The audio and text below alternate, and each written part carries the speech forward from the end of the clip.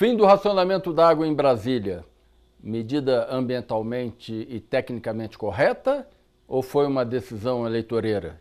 Esse é o tema de hoje do Direito de Antena. Eu sou Chico Santana e a gente volta daqui a pouco.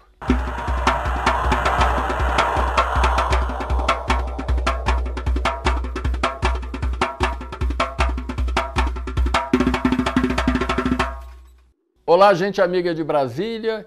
Depois de quase 1 ano e meio de racionamento d'água, os brasilienses receberam a notícia de que nas próximas semanas a CAESB não mais irá fazer o revezamento, região por região, do abastecimento d'água. A decisão foi recebida com alegria por uns, mas com preocupação por outros. Afinal, essa decisão tem um embasamento técnico? Ela está ambientalmente correta? O brasiliense não corre o risco de chegar lá no final da seca, lá perto de outubro, e se defrontar com uma crise hídrica?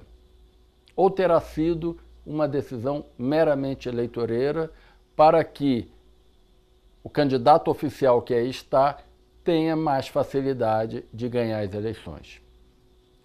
O brasiliense enfrentou nesses últimos 14 meses o racionamento que foi um racionamento desigual. Sofreu mais aqueles que têm menos recursos, que não têm reservatório nas suas casas, que a caixa d'água é pequena e que não consegue durar um dia e meio, que era o tempo que se levava para que o abastecimento d'água fosse regularizado. Nesse meio tempo, o consumo d'água aqui em Brasília caiu da ordem de 12%. Para se ter uma ideia, antes da crise hídrica, o brasiliense gastava 184 litros de água. Com racionamento, baixou para 128. Essa foi um processo educativo importante, mas ele não resolveu a questão da fonte de água que nos abastece. É verdade que a barragem do Rio Descoberto, um dos principais sistemas que abastece o Distrito Federal, se encontra hoje quase cheia, com 91% da sua capacidade, contra 55% antes de começar o racionamento d'água. Mas a outra barragem, o reservatório de Santa Maria, está mais ou menos na mesma situação de 14 meses atrás. Ela está pela metade. E é ela quem abastece grande parte do plano piloto, da parte do Lago Norte, embora agora tenha recebido o reforço da água que está sendo retirada do Paranoá, uma água que deixou muita gente preocupada.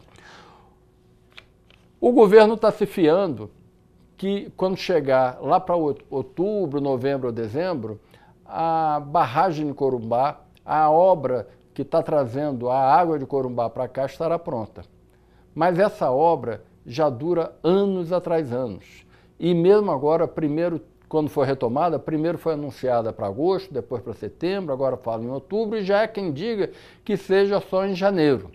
É uma obra que é feita pelo estado de Goiás e que não depende, a sua velocidade não depende diretamente do governo local. Então nós estamos apostando numa água que ainda vai receber, no ovo da galinha que ainda vai ser posto. E é por isso que os ambientalistas estão preocupados. Para muitos, o mais importante e o mais seguro seria esperar até outubro desse ano. É em outubro, mais ou menos, que acaba a seca, o período da seca, e vem a chuva do caju e depois vem a temporada de chuva. Dependendo do nível da água nos reservatórios em outubro, poderia-se ter certeza de desligar o racionamento. Mas o governo prefere fazer isso agora, faltando alguns meses para as eleições. Outro debate que preocupou a população foi o aumento da água. Por conta da redução da quantidade de água que era vendida pela CAESB, a CAESB pediu um aumento da ordem de 10% para manter o mesmo nível de faturamento. Só foi autorizado 3%. Mas aí o governador chegou e de canetada falou: não vai ter aumento nenhum. Mas afinal, a CAESB precisa dos 3%, como ela colocou e como a DASA também autorizou, para manter a sua capacidade técnica de operação? Ou os técnicos da CAESB e da DASA não entendem nada e quem entende sozinho é o governador? Esse é um assunto importante porque Brasília já viveu no passado, com a SEB, que segurou tarifas e que gastou muito do seu dinheiro com a construção de Corumbá 4 e ficou sem dinheiro para investir nas redes de energia elétrica aqui em Brasília. O brasiliense passou muito tempo que qualquer chuvinha dava um apagão. Qualquer variação na rede era um apagão de luz aqui e acolá. Será que sem dinheiro para capitalização, sem esse aumento de 3% que foi autorizado, a CAESB vai ter recursos para manter a sua qualidade no tratamento da água, na manutenção das redes e até na ampliação das redes? Essa é uma pergunta muito séria, porque se a gente começar a receber água de má qualidade, que nem aconteceu recentemente lá no Paranoá, né, onde foi verificada que a água estava em nível de podridão, não terá sido bom a rejeição, a proibição do aumento de 3%. Melhor ter um serviço de qualidade do que um precário. E mais do que tudo isso, Brasília vive essa questão da crise hídrica já há quase 2 anos. Não há grandes sinais de mudanças para frente. E nós não nos preocupamos com a questão do meio ambiente, com a questão de preservar as nossas nascentes. Depois de propor loteamento de Serrinha, lá no Taquari 2, onde tem mais de 100 nascentes que levam água para o Paranoá, o governo agora está vindo com a regularização da região de Arniqueiros e Bernardo do Sayão. Hoje vivem ali da ordem de 30 a 40 mil pessoas.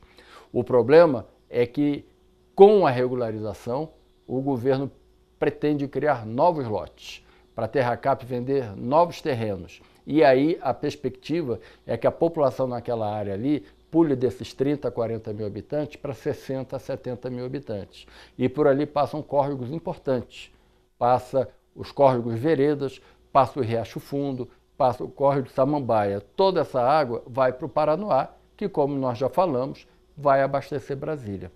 Será que nós não estamos secando Brasília rapidamente? Essa é uma pergunta que eu deixo para vocês. E se vocês quiserem acompanhar mais sobre esse debate, visite o nosso blog Brasília por Chico Santana na internet.